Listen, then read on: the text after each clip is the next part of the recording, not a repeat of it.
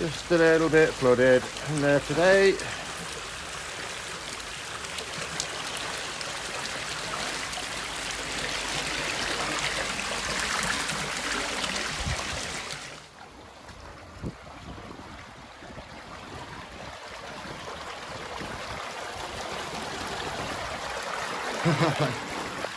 Madness.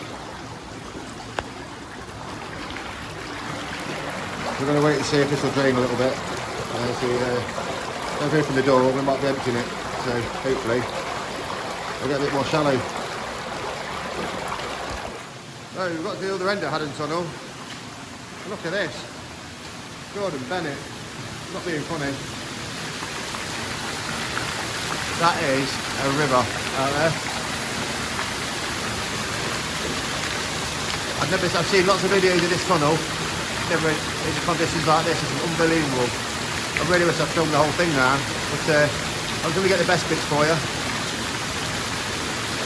Alright, let's go back.